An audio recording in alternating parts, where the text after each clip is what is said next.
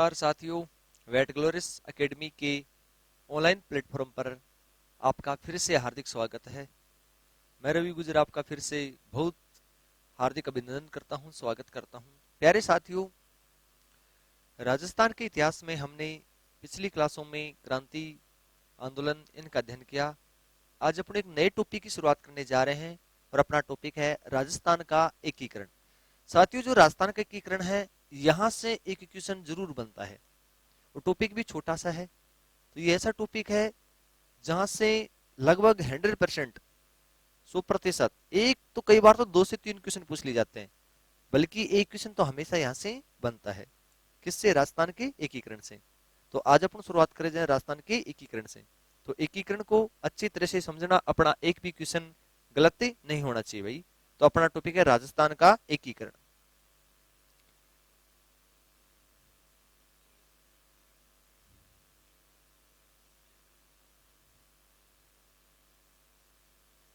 राजस्थान का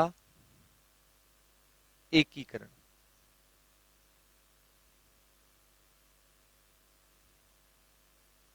राजस्थान का एकीकरण। एकीकरण पढ़ने से पहले हम इसकी कुछ पृष्ठभूमि समझ लेते हैं।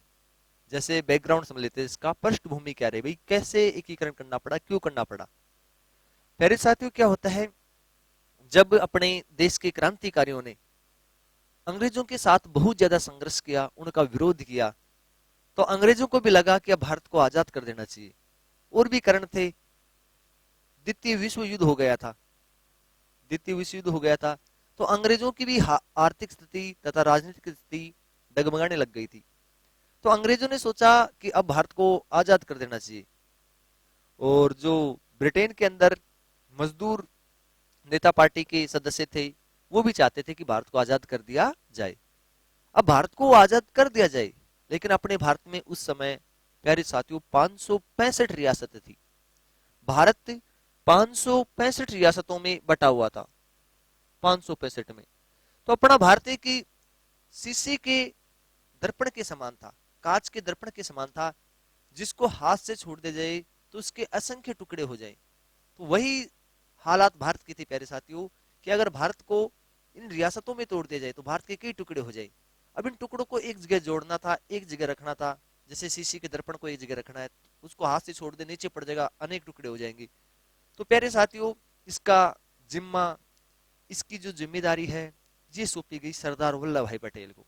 किसको सौंपी गई? सरदार वल्लभ भाई पटेल को। और उन्होंने इन रियासतों को इकट्ठा करने में, देशी रियासतों के एकीकरण में महत्वपूर्ण योगदान दिया, महत्वपूर्ण भूमिका निभाई। और इसी कारण से प्यारे बच्चों को क्या कहते हैं? भारत का लौह पुरुष। और विश्व में सबसे ऊंचे हमारे सरदार ही हैं। सबसे ऊंची मूर्ति भी किसकी है? सरदार वल्लभ भाई पटेल की। तो जो पटेल जी हैं, उनका भारत को लौह पुरुष कहते हैं, वो भारत का बिस्मारक है। कौन है? पटेल जी। पटेल जी को सौंपी गई थी जिम्मेदारी। तो अपने भारत में बात करें, तो भारत में रियासत थी प्यारे बच्चों कितनी? 565, जिसमें से 3 रियासतें तो स्वतंत्र होना चाहती थी अलग से। जैसे जम्मू कश्मीर हो गई, इसने कहा कि मैं तो भाई अपना अलग ही राज्य बनाऊंगा। जूनागढ़ हो गया, जूनागढ़, ये जूनागढ़ गुजरात वाला भाई, जूनागढ़ अपने राजस्थान के बीकानेर में भी है। ये जूनागढ़ बीकानेर वाला नहीं है, ये है गुजरात वाला। इसके अलावा हो गई हैदराबाद। तो ये कुछ ऐसी रियासतें थी जिन्होंने बोल दिया कि हम तो स्वतंत्र रहेंगे, स्वतंत्र रहेंगे। तो प्यारे बच्चों, कितनी रियासतें बची बाद में? 562 बची। टोटल 565 थी, 3 ने तो बोल दिया कि हम तो भाई स्वतंत्र रहेंगे, स्वतंत्र रहेंगे। तो 562 रियासतों को एक जगह करने का कार्य बहुत ही बड़ा कार्य था। लेकिन ये जिम्मा किसने उठाया? सरदार वल्लभ भाई पटेल ने। राजस्थान की बात करें तो राजस्थान में भी उस समय भाई कितनी रियासतें थी? 19 रियासतें थी। इनको भी इकट्ठा किया जाएगा। कैसे इकट्ठा होगा, कैसे इनका एकीकरण होगा, इन्हीं की चर्चा हम आज क्लास में करने वाले हैं। तो प्यारे साथियों, ये जिम्मा किसको सौंपा गया? सरदार वल्लभ भाई पटेल को। सरदार वल्लभ भाई पटेल को। तो बात करें कि जब राजस्थान का एकीकरण था, उस एकीकरण के समय, एकीकरण के समय ब्रिटेन में प्रधानमंत्री कौन था? भारत में वायसराय कौन था? और अपने भारत में कांग्रेस का अध्यक्ष कौन था? तो ये 3 क्वेश्चन भी बनते हैं। तो एकीकरण के समय या भारत की आजादी के समय, भारत की आजादी के समय।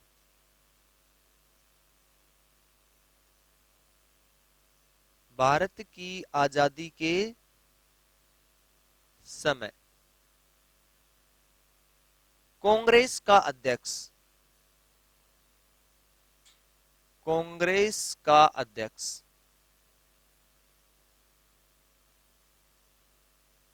प्यारे साथियों, जब अपना देश आजाद हुआ 1947 में, तो उस समय जो कांग्रेस का अध्यक्ष था उसका नाम है भाई जे बी कृपलानी। क्या नाम है भाई? J B Kripalani. ये थे कांग्रेस के अध्यक्ष। कब? आजादी के समय। बात करें भारत की आजादी के समय ब्रिटेन के प्रधानमंत्री कौन थे? ब्रिटेन के प्रधानमंत्री। तो साथियों, भारत की आजादी के समय ब्रिटेन के प्रधानमंत्री थे क्लीमेंट एटली। क्लीमेंट एटली, ये ब्रिटेन के प्रधानमंत्री थे। और एटली ने कहा कि भाई भारत को अब आजाद कर दिया जाए। तो क्लीमेंट एटली थे ब्रिटेन के प्रधानमंत्री। ब्रिटेन सरकार के प्रतिनिधित्व कौन कर रहे थे? क्लीमेंट एटली। अपने भारत में वाइसराय कौन था? तो आजादी के समय भारत का वाइसराय, जो कि भारत का अंतिम वाइसराय भी माना जाता है, और भारत का वही वाइसराय है Lord Mountbatten. Lord Mountbatten, Lord Mountbatten. और जो लॉर्ड माउंटबेटन है साथियों, इस लॉर्ड माउंटबेटन के नाम पर ही अंग्रेजों ने एक योजना बनाई, लॉर्ड माउंटबेटन योजना। और ये योजना कब बनाई? 3 जून 1947 को। 3 जून 1947 को इन्होंने एक योजना बनाई कि भारत को हम आजाद कर देंगे, जिसे क्या कहा गया? थर्ड जून प्लान योजना, या इसी को कह देते हैं माउंटबेटन योजना प्लान। तो ये योजना बन गई योजना। और ये योजना कब बनी? 3 जून 1947 को। अब 3 जून को तो बन गई, अब इसी के तहत भारत को आजाद भी करेंगे। भारत को क्या करेंगे? आजाद। योजना रखी गई भाई। ये योजना पारित तो 18 जुलाई को हुई थी। कब हुई थी? 18 जुलाई को। जैसे ही 3 जून को ब्रिटेन की संसद में ये प्लान रखा गया, माउंटबेटन प्लान रखा गया, माउंटबेटन योजना रखी गई कि भारत को आजाद शीघ्र ही कर दिया जाएगा, जल्द ही आजादी कर दिया जाएगा। तो प्यारे साथियों, इधर भारत वालों ने भी तैयारियां कर ली कि अपने को जल्द ही आजादी मिलने वाली है। तो भारत ने भी एक आयोग का गठन कर लिया था, और उस आयोग का नाम था रियासती आयोग। कौन सा आयोग भाई? रियासती आयोग। रियासती आयोग का गठन हुआ था 5 जुलाई को। कब हुआ था? 5 जुलाई को रियासती आयोग का गठन हो गया। अब रियासती आयोग काम क्या करेगा? रियासतों को एक जगह एकीकरण करने का काम करेगा। रियासी सती आयोग है, इस रियासती आयोग का अध्यक्ष ही बनाया गया था सरदार वल्लभ भाई पटेल को। तो रियासती आयोग का अध्यक्ष कौन बना? सरदार वल्लभ भाई पटेल। अब पटेल जी अकेले तो काम कर नहीं सकते, पूरे भारत के अंदर कितनी रियासतें हैं, सभी को एक जगह करना है। तो पटेल जी को एक ऐसे व्यक्ति की जरूरत थी, एक ऐसे शख्स की जरूरत थी कि जो बहुत ही तेज तरार हो, बुद्धि में बहुत ही तेज हो, इंटेलिजेंट व्यक्ति हो, आंखों में उसके इतना प्रभाव होना चाहिए कि दूसरे के आंखों में देख ले तो उसका प्रभाव कम कर दे। बहुत ही सख्त, बहुत ही इंटेलिजेंट व्यक्ति चाहिए था। वैसे तो प्यारे साथियों, एग्जाम के डर से ही 10 लग जाते हैं, तो ये तो पूरे देश का सवाल था, पूरे देश को इकट्ठा करना चाहता, ऐसा महान व्यक्ति चाहिए था। पटेल जी की निगाह में उस समय एक ही व्यक्ति था, केरल का वीपी मेनन। कौन था भाई? वीपी मेनन। ये केरल का आईसीएस अधिकारी था, और माउंटबेटन का भी सचिव बन के रह चुका था, माउंटबेटन के लिए भी कार्य कर चुका था। आईसीएस अधिकारी था वीपी मेनन। बहुत ही तेज तरार आदमी था, दूसरे की आंखों में देख ले तो उसका कॉन्फिडेंस कम कर देता था, इतना खतरनाक। सर पे बाल नहीं थे भाई, गंजे थे, 2-4 बाल थे, चश्मा लगाता था, बहुत ही इंटेलिजेंट बुद्धि वाला। और वो कौन था? वीपी मेनन। कौन भाई? वीपी मेनन। तो रियासती आयोग का अध्यक्ष तो कौन बना? सरदार वल्लभ भाई पटेल। लेकिन रियासती आयोग के सचिव कौन बने? तो रियासती आयोग के सचिव बने वीपी मेनन। और वीपी मेनन ने पूरे देश में, राजस्थान में भी, और सरदार पटेल के निर्देशन में कार्य किया मेनन जी ने। और मेनन जी ने एकीकरण में बहुत ज्यादा योगदान निभाया। लेकिन ज्यादा योगदान किसका माना जाएगा? सरदार वल्लभ भाई पटेल का, क्योंकि वीपी मेनन जी क्या थे? वो सचिव थे, और पटेल जी क्या थे? अध्यक्ष थे। तो पटेल और वीपी मेनन ने, इन दोनों ने बहुत ही अच्छा कार्य किया और अपने राजस्थान और भारत का क्या किया भाई? एकीकरण किया।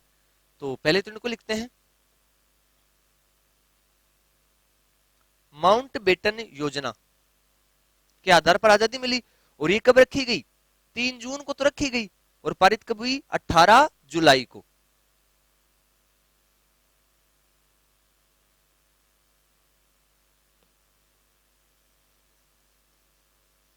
भारत को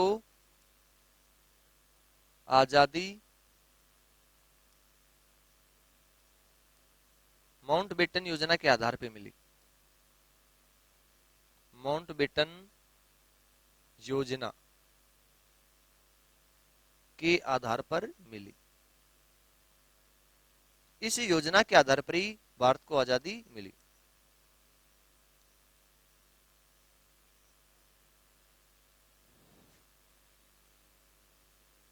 माउंट बेटन योजना 3 जून को रखी गई।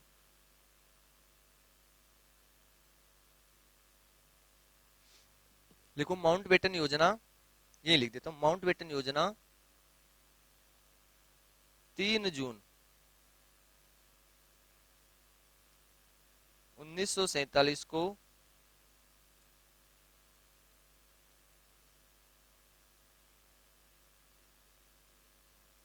ब्रिटेन की संसद में रखी गई।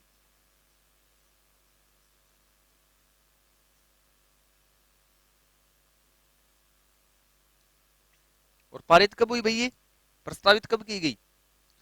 माउंट बेटन योजना 18 जुलाई को।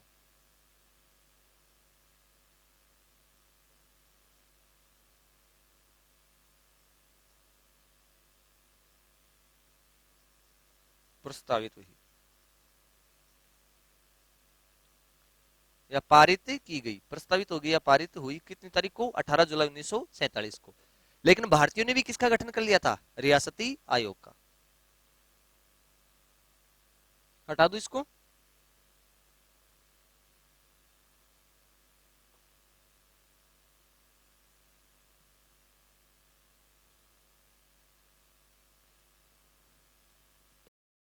एकीकरण के लिए भाई क्या बनाया गया? रियासती आयोग।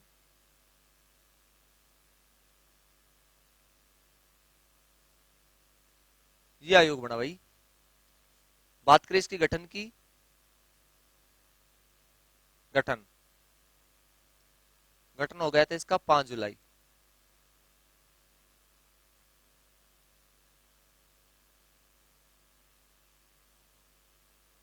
5 जुलाई 1947 को। इस रियासती आयोग का अध्यक्ष कौन बना? अध्यक्ष। तो साथ ही इसका अध्यक्ष बना सरदार वल्लभ भाई पटेल। पटेल जी इसके अध्यक्ष बने।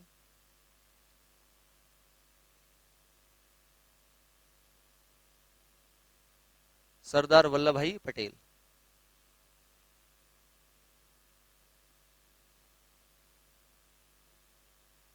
सरदार वल्लभ भाई पटेल। क्या कहते हैं इनको? इनको कहेंगे भारत का लोह पुरुष।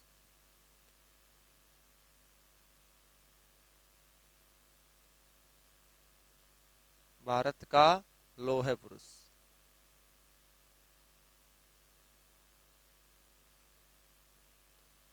और इन्हें क्या कहते हैं? भारत का बिस्मारक। भारत का बिस्मारक।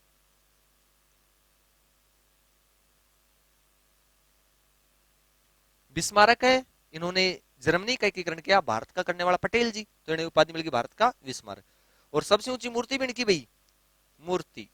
मूर्ति का क्या नाम है? देखो मूर्ति का नाम भी एकीकरण के नाम पे निकाला, स्टेच्यू ऑफ यूनिटी। स्टेच्यू यानी मूर्ति, ऑफ यानी यूनिटी, यूनिटी मतलब एकता की। मूर्ति कौन से भाई? Statue of unity. Statue of unity कहां पर है? विश्व की सबसे ऊंची मूर्ति है गुजरात में, नर्मदा नदी के किनारे, केवड़िया बांध के पास में सबसे ऊंची मूर्ति स्टेच्यू ऑफ यूनिटी। रियासती आयोग है इसका सचिव,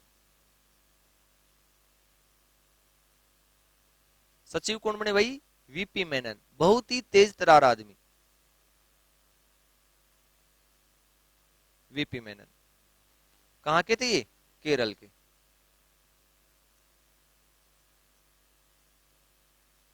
केरल निवासी थे भाई ये। और क्या थे? आईसीएस अधिकारी।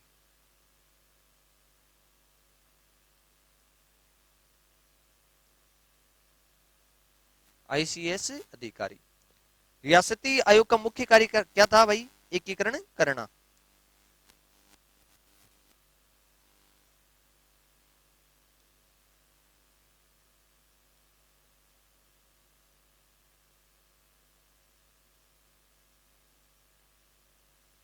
जिसका एक तरह से उद्देश्य होगा भाई, रियासती आयोग का मुख्य उद्देश्य क्या है इसका? एकीकरण के लिए काम करना। ये अपना रियासती आयोग है। गठन कब होता है? 5 जुलाई 1947 को। अध्यक्ष इसको बना दिया सरदार पटेल को, और सचिव कौन बना? वीपी मेनन।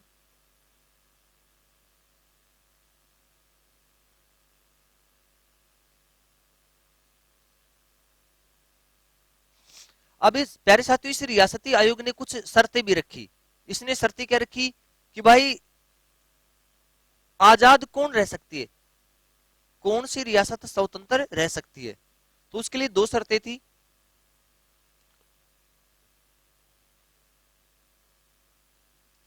शर्तें, शर्तें क्या थी? पहली शर्त तो ये थी भाई,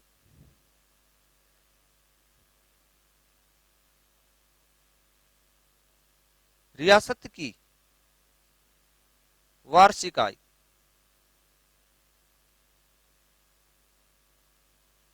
वार्षिक आय न्यूनतम 1 करोड़ हो। न्यूनतम कितनी हो भाई? 1 करोड़।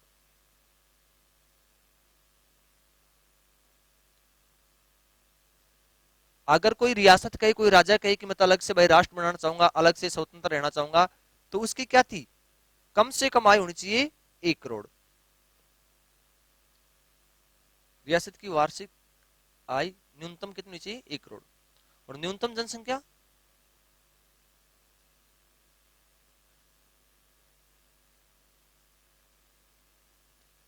न्यूनतम जनसंख्या होनी चाहिए 10 लाख। 10 लाख, ये दूसरी शर्त थी भाई। ये दो शर्त थी। मतलब रियासती आयोग ने शर्त रख दी भाई, रियासती आयोग ने शर्त क्या रखी? कि अगर कोई अलग से राष्ट्र बनना चाहता है, कोई अलग से देश बनना चाहता है, तो उसके लिए दो शर्तें जरूरी हैं। अलग से राज्य बनाना चाहता है तो एक शर्त तो क्या है?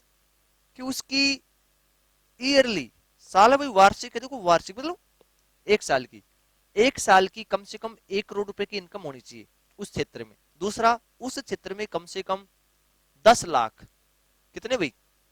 10 लाख जनसंख्या होनी चाहिए।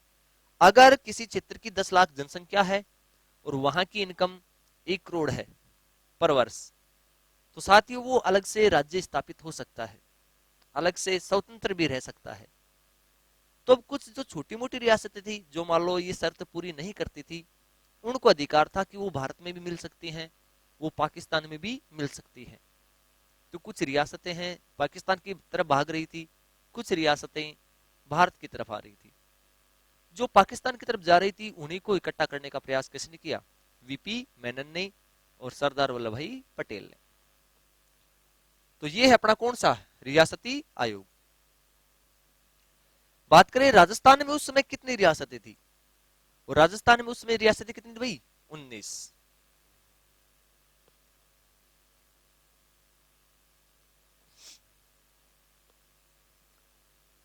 पहले तो लिख लेंगे ये शर्त पूरी करने वाली, ये शर्त पूरी करने वाली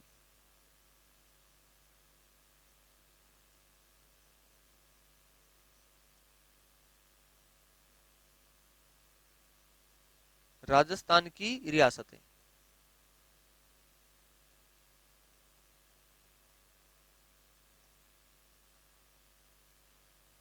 मतलब जो 10 लाख की जनसंख्या को भी पूरी करती हो और 1 करोड़ इनकम को भी पूरी करती हो।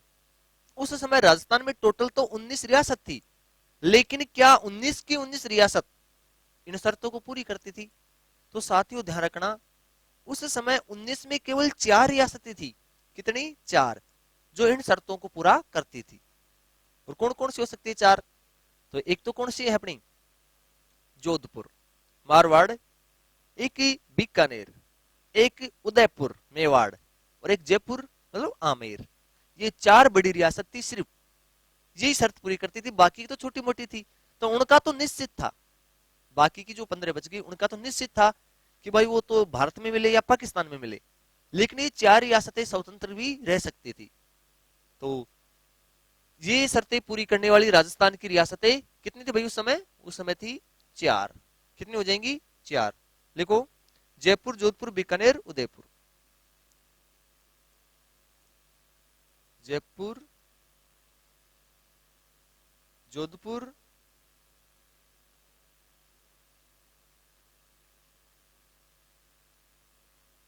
बीकानेर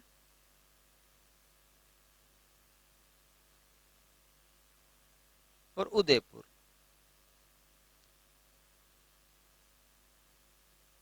ये 4 रियासतें थी जो कि शर्त को पूरा करती थी। लेकिन बात करें कि भाई टोटल कितनी थी, तो एकीकरण से पूर्व राजस्थान में कुल रियासतें, राजस्थान में भी है, भारत के मत समझ लेना, राजस्थान।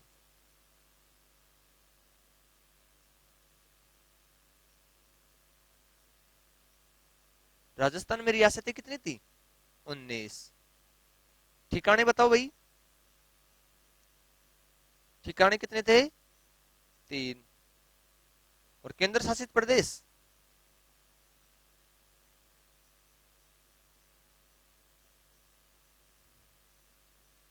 केंद्र शासित प्रदेश कितने थे? 1, अजमेर, मेरवाड़ा। चलो ये बताओ, सबसे बड़ी रियासत?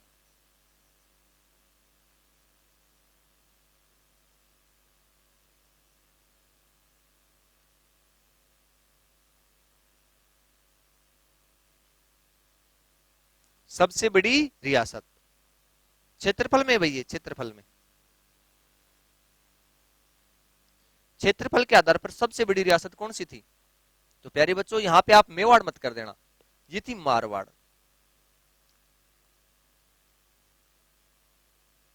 कौन सी थी भाई? मारवाड़। सबसे बड़ी रियासत क्षेत्रफल के आधार पे कौन सी थी? मारवाड़। बात करें सबसे छोटी रियासत?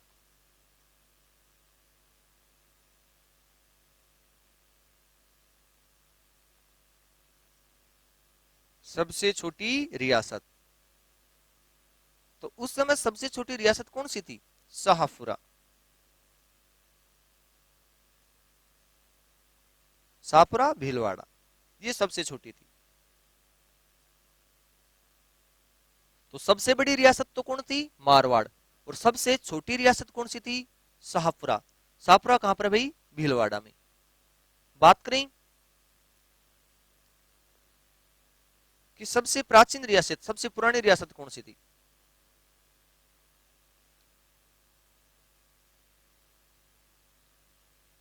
सबसे प्राचीन रियासत, तो सबसे प्राचीन रियासत थी मेवाड़। पुरानी थी भाई मेवाड़, तो बड़ी तो कौन सी थी? मारवाड़ी थी। और सबसे पुरानी कौन थी? मेवाड़। तो एक और क्वेश्चन बन जाता है, सबसे नई कौन थी फिर?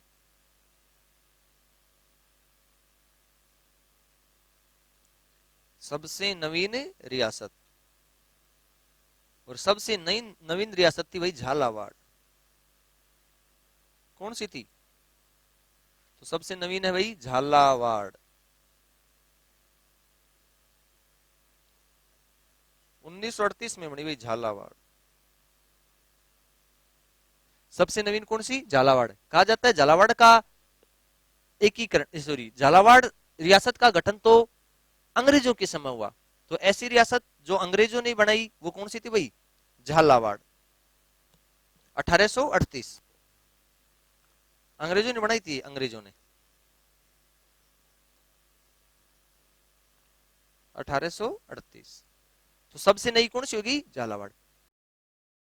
ये मारवाड़ है, ये तो क्षेत्रफल में सबसे बड़ी है, जनसंख्या में सबसे बड़ी कौन थी?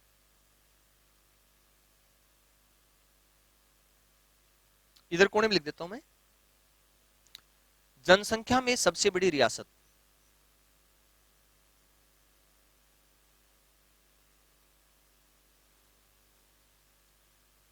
जनसंख्या में सबसे बड़ी रियासत, तो साथियों जयपुर थी, आमेर।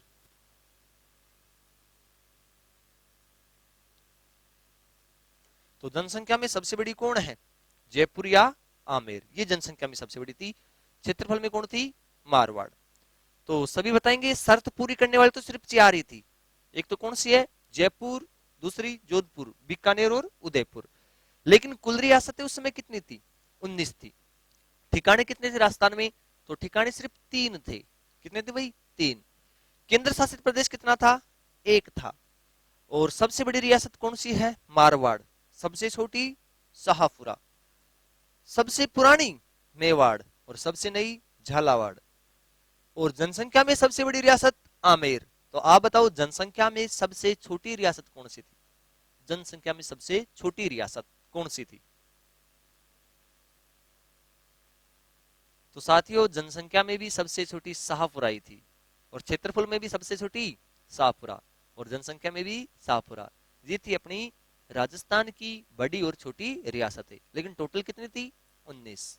आपको 19 में से प्रमुख प्रमुख के नाम, रियासतों के नाम, रियासतों के शासकों के नाम ये भी याद रखने भाई।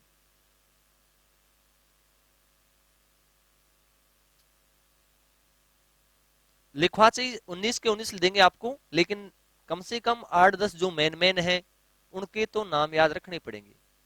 जैसे भाई पूछ लेगा, एकीकरण के समय मेवाड़ रियासत का शासक कौन था? एकीकरण के समय मेवाड़ रियासत का शासक कौन था? एकीकरण के समय मारवाड़ का शासक कौन था? एकीकरण के समय बीकानेर का शासक कौन था?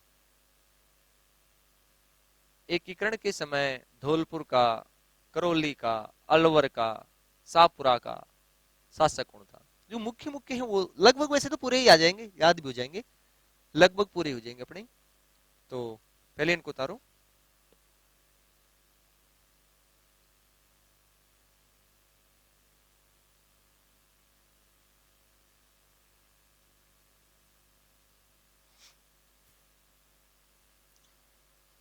तो पहले अपन चर्चा करते हैं भाई, केंद्र शासित प्रदेश कितना था? 1।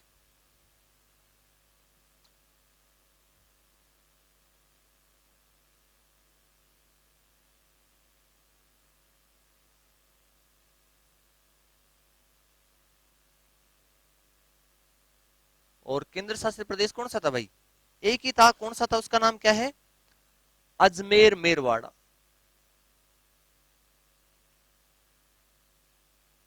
अजमेर मेरवाड़ा।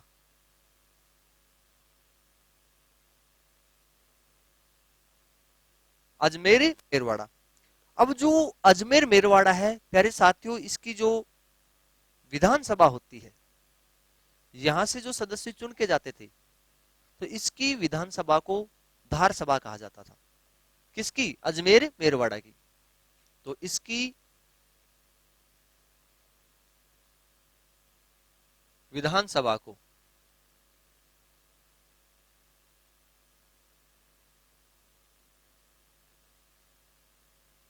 क्या कहते हैं भाई? धार सभा कहा जाता। धार सभा कहा जाता।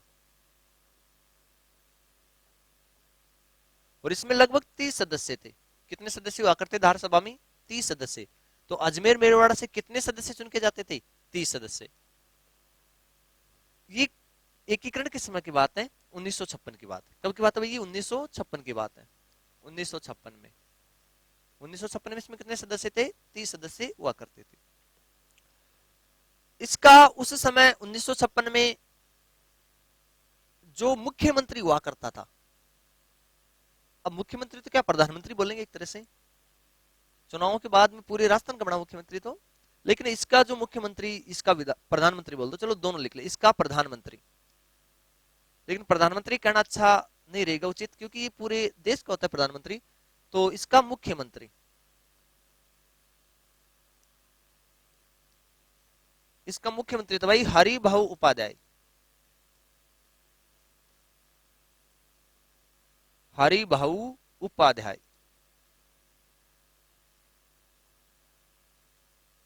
हरिभाऊ उपाध्याय, ये थे अपने केंद्र शासित प्रदेश के मुखिया, प्रशासक बोल सकते हो आप। उस समय इनको मुख्यमंत्री बोलते थे भाई अजमेर में। तो केंद्र शासित प्रदेश कितना था, एक, अजमेर मेरवाड़ा। और इसमें सदस्य कितने होते थे, 30 सदस्य। इनकी सभा को क्या कहते थे, धार सभा कहा जाता था, धार सभा कहा जाता था। और इसका जो मुख्यमंत्री होता है, प्रधानमंत्री, वो कौन था, हरिभाऊ उपाध्याय। कौन था भाई साथियों, हरिभाऊ उपाध्याय। बात करें कि अपने ठिकाने कितने थे, तो ठिकाने थे भाई 3। ठिकाने कितने थे, 3, 3 ठिकाने थे, 3 ठिकाने।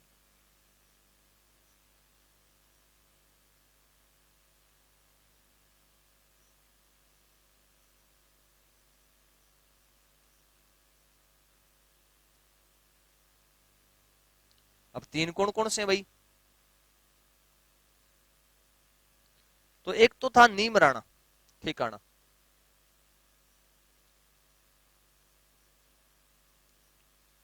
नीमराणा ठिकाना। और नीमराणा कहां पे पड़ता है, अलवर में, अलवर, अलवर। यहां की बात करें कि यहां पे प्रशासक कौन था, यहाँ का मुखिया कौन था, नीमराणा में भी कोई ना कोई व्यक्ति होगा जो यहाँ पर राजा था, ठिकाने का ठिकानेदार था, तो उसका नाम है राव राजेंद्र सिंह। तो राव राजेंद्र सिंह कहां पर है भाई, नीमराणा में।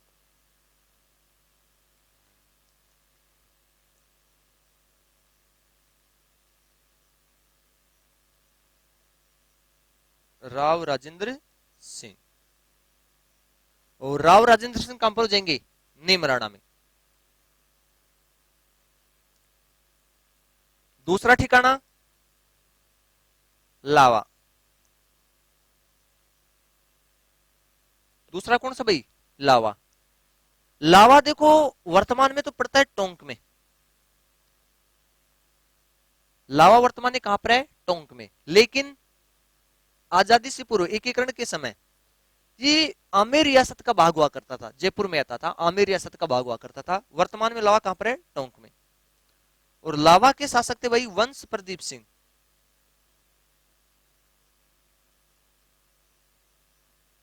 वंश प्रदीप सिंह। ये कहां के प्रशासक थे, लावा के। और निमराना के राव राजेंद्र सिंह। और तीसरा कौन सा है, कुशलगढ़ सिकाना।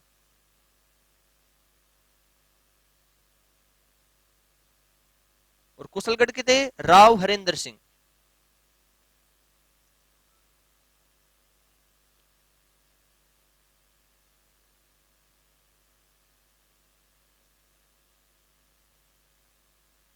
राव हरेंद्र सिंह।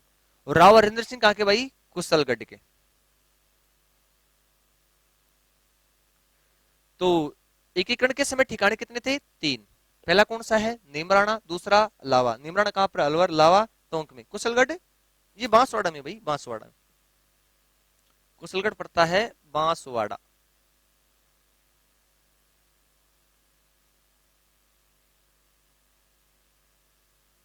कुशलगढ़ कहां पर है, बांसवाड़ा में। और इसके जो मुखिया थे, ठिकानेदार थे कुशलगढ़ के, वो थे राव हरेंद्र सिंह। ये नाम आपको याद होते तो बहुत अच्छी बात है, क्योंकि एग्जाम धीरे धीरे प्यारे साथियों डिफिकल्ट होते जा रहे हैं। तो आपसे पूछ सकते हैं वे नीमराणा का ठिकानेदार कौन था, टोंक का कौन था, बांसवाड़ा का कौन था। तो याद होते तो अच्छी बात है, लेकिन लिखने अपने को। निमराना का तो राव राजेंद्र सिंह है, लावा का प्रदीप सिंह है, कुशलगढ़ का राव हरिंद्र सिंह है।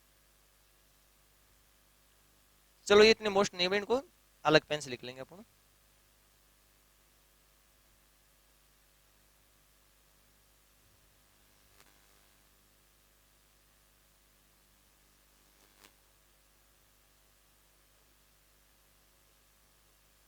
झालावाड़, और झालावाड़ के कौन है? हरीश चंद्र सिंह।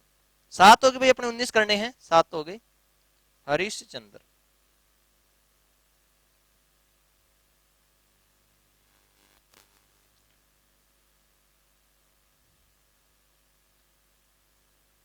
टोंक, अजीजू दोला,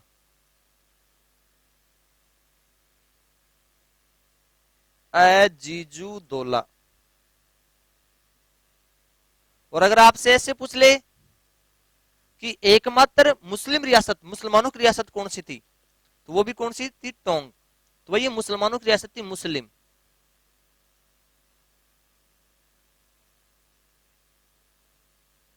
और मुस्लिम रियासत कौन सी थी? टोंक। चलो मारवाड़ का बता दो भाई, जोधपुर का।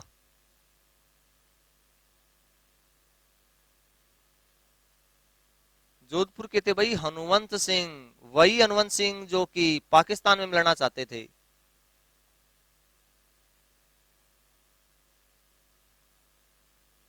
हनुवंत सिंह। बीकानेर वाले भी कब नहीं थे भाई? बीकानेर, बीकानेर के थे शार्दुल सिंह।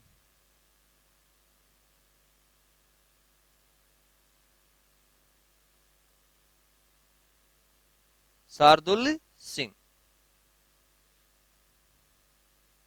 आमेर, अलवर, धौलपुर, कोटा, बूंदी, झालावाड़, टोंक, जोधपुर, बीकानेर। और कौन सी रहेगी? जैसलमेर रियासत थी, वो जैसलमेर रियासत छोटी रियासत थी। तो प्यारे साथियों, जैसलमेर है ये पैसों की दृष्टि से भी कमजोर थी, और यहाँ पर जनसंख्या भी कम थी, एक गरीब रियासत थी जैसलमेर।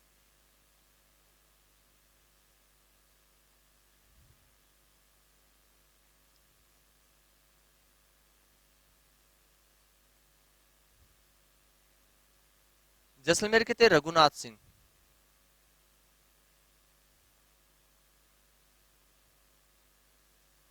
रघुनाथ सिंह, ये कहाँ के भाई? जैसलमेर के। डूंगरपुर वाले मोस्ट है भाई।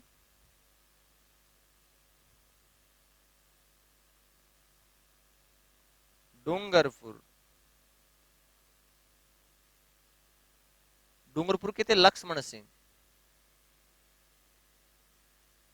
लक्ष्मण सिंह, बड़े अच्छे आदमी थे भाई ये भी, लक्ष्मण सिंह।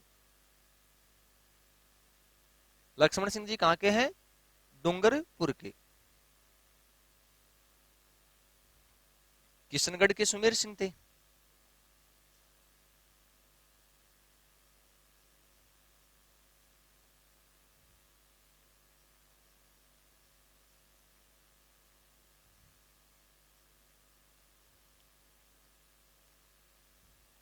सुमेर सिंह। किशनगढ़ हो गया, कोटा बूंदी हो गया, झालावाड़ हो गया, साफरा हो गया, टोंक हो गया, प्रतापगढ़। प्रतापगढ़, यहाँ के थे अंबिका प्रसाद।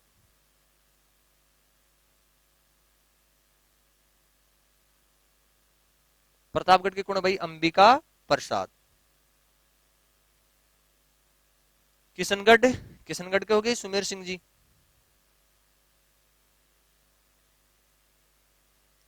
और सबसे मोस्ट को तो भूल गए, अपने मुख्य को तो, उदयपुर वाले महाराज जी को तो भूल गए भाई, उदयपुर के महाराजा को तो भूल ही गए, ये तो सबसे मोस्ट थे भाई महाराणा। भूपाल सिंह जी,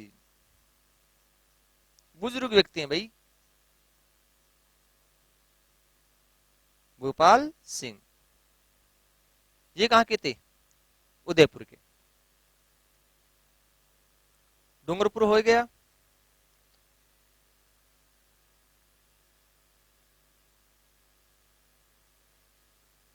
बांसवाड़ा चंद्रवीर सिंह।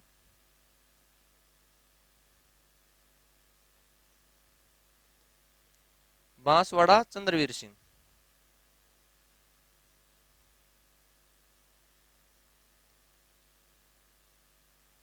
सिरोही भी थे, सिरोही।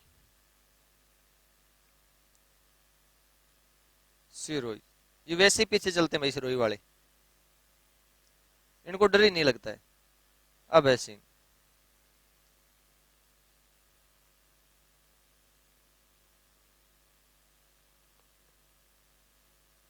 अलवर हो गया। भरतपुर रह गए भाई, भरतपुर। इनको कैसे भूल सकते हैं, इनके तो छोटे भाई देशराज जी थे जो शेखावाटी किसान आंदोलन में आए थे। भरतपुर।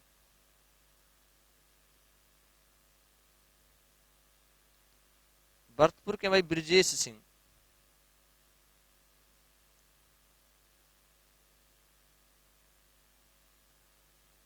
ब्रजेश सिंह। एक कौन सा रह गया? अलवर। किशनगढ़, किशनगढ़ होगा भाई।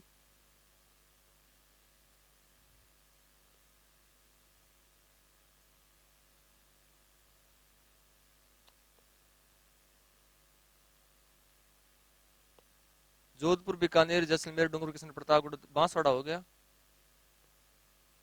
झालावाड़, झालावाड़ भी हो गया।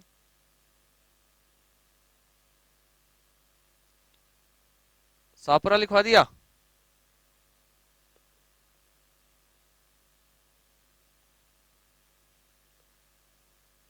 उदयपुर। सापुरा नहीं लिखवा भाई। एक लास्ट लिखो, शाहपुरा। एक कौन सी रहेगी अपनी? शाहपुरा। सबसे छोटी तो रह गई। वो शाहपुरा के कौन थे? सुदर्शन देव सिंह। सुदर्शन देव। तो प्यारे साथियों, ये थी अपनी राजस्थान की प्रमुख रियासतें और उनके शासक।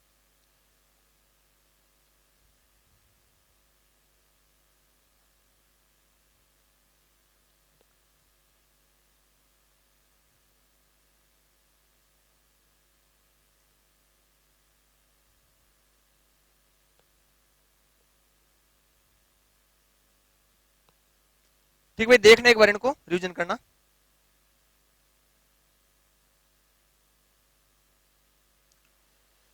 राजस्थान है, इस राजस्थान के एकीकरण के समय कांग्रेस का अध्यक्ष कौन था भाई?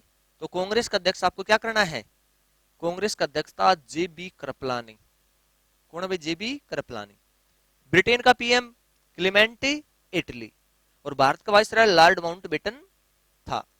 इस माउंटबेटन की प्लानिंग के आधार पर माउंटबेटन योजना बनी।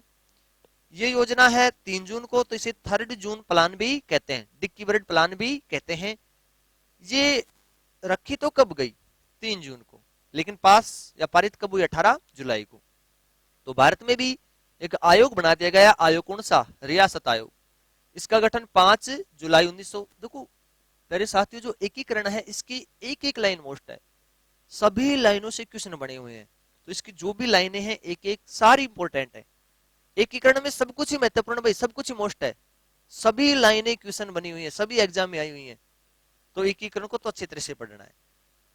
तो इसका अध्यक्ष बात करें रियासती आयोग का, तो कौन था? पटेल जी। ये भारत के लोहे पुरुष हैं और बिस्मारक है और सबसे ऊंचे हैं।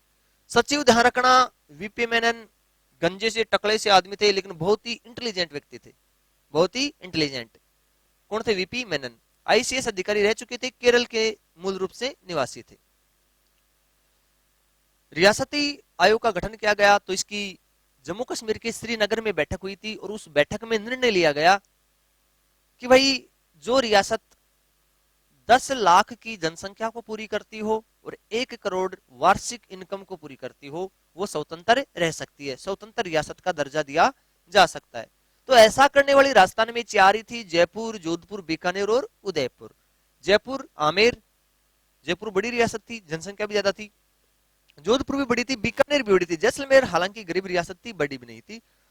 जैसलमेर वैसे तो बड़ी थी, लेकिन जैसलमेर में क्या नहीं था भाई?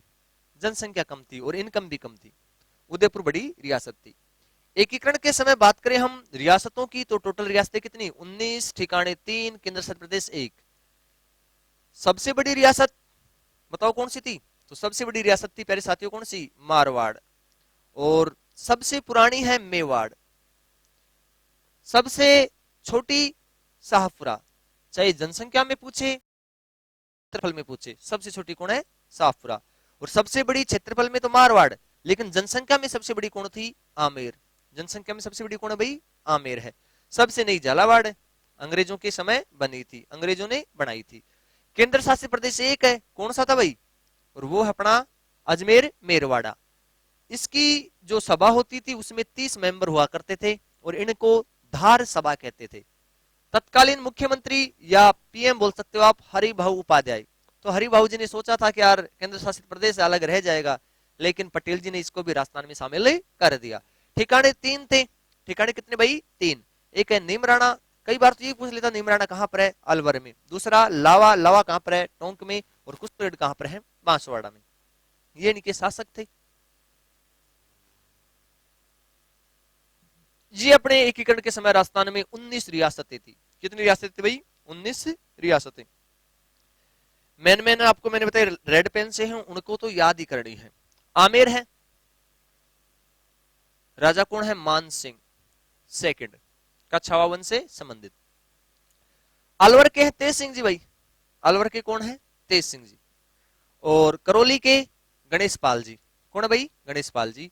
धौलपुर के उदय भान सिंह जी। कोटा के भीम सिंह जी। कोटा के भीम सिंह जी।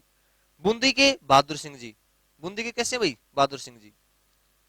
बात करें एकमात्र मुस्लिम, तो मुस्लिम कौन सी थी? टोंक। अलवर भरतपुर ये जाटों की रियासत थी। किसकी थी? जाटों की। करौली यादवों की थी। यादवों की रियासत कौन सी थी? करौली। और मुसलमानों की टोंक। जोधपुर के हनुमान सिंह जी तो पाकिस्तान में मिलना चाहते हैं। बीकानेर के शार्दुल सिंह जी हैं। जैसलमेर की रघुनाथ सिंह जी हैं। जैसलमेर के कौन हो जाएंगे? रघुनाथ जी। सिरोही की बात करें तो सिरोही के अभय सिंह जी थे। कौन थे? अभय सिंह। भरतपुर वाले मोस्ट हैं, भरतपुर के कौन है? ब्रजेश सिंह। और शाहपुरा की सुदर्शन देव सिंह। मोस्ट एक और बीच में रह गए अपना डूंगरपुर। डूंगरपुर के थे लक्ष्मण सिंह जी। उदयपुर के तो आप भूल ही नहीं सकते, भोपाल सिंह जी, बुजुर्ग आदमी थे। और एक और हरकना बांसवाड़ा के चंद्रवीर सिंह जी, ये भी थोड़े मतलब दूर भाग रहे थे पाकिस्तान के मालो तरफ, या अलग से रहना चाहते थे चंद्रवीर सिंह। तो प्यारे साथियों, आज की ये क्लास अपन यहीं पे समाप्त करते हैं। बने रहिए हमारे साथ। धन्यवाद।